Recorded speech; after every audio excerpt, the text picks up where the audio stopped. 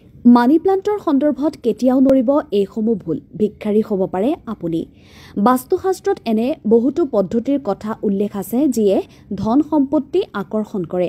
যাৰ সহায়ত আপুনি সোনকালেই ধনী আৰু সফল হ'ব পাৰে আসলতে ধৰ্মগ্ৰন্থত উল্লেখ কৰা এই পদ্ধতিসমূহ গ্ৰহণ কৰিলে দেৱী লক্ষ্মী ঘৰত বাস কৰে এনে এখন ঘৰ সদায় ধন সম্পত্তি আৰু সমৃদ্ধিৰে ভৰি থাকে এই সকলোবোৰ পাবলৈ ঘৰতে মানি প্লান্ট ৰোপণ কৰাটো অতি ভাল আৰু সহজ উপায় মানি প্লান্ট ৰোপণ কৰিলে বহু উপকাৰো পোৱা যায় এই উদ্ভিদে ধন আকৰ্ষণ কৰা বুলি ধৰা হয় সেইবাবে বহুতৰে ঘৰত মানি প্লান্ট আছে কিন্তু সেই কথা অতি কম সংখ্যকেহে জানে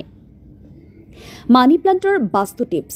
ঘৰত মানি প্লান্ট ৰোপণ কৰাৰ সময়ত কিছু কথা মনত ৰখাটো অতি প্ৰয়োজনীয় নহলে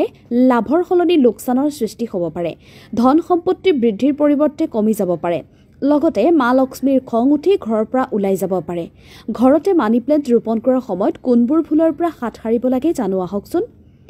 ঘৰৰ উত্তৰ পূব দিশত কেতিয়াও মানি প্লান্ট ৰোপণ নকৰিব উত্তৰ পূব দিশত স্থাপন কৰা ধনৰ উদ্যোগ এটাই আয়ৰ ওপৰত নেতিবাচক প্ৰভাৱ পেলায় ইয়াৰ ফলত ধনৰ লোকচান হয় আৰু আৰ্থিক সংকটেও দেখা দিয়ে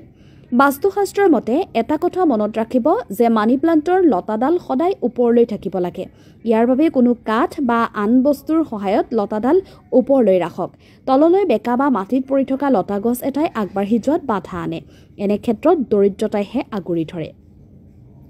ঘৰত শুকান মানি প্লান্ট ৰোপণ কৰাৰ বৃহৎ ভুল কেতিয়াও নকৰিব কিছুমান পাত শুকাই গলেও আঁতৰাই ৰাখিব যদি গোটেই মানি প্লান্টটো শুকাবলৈ আৰম্ভ কৰে তেন্তে তৎক্ষণাত আঁতৰাই তাৰ ঠাইত নতুনকৈ মানি প্লান্ট এটা ৰোপণ কৰিব লাগে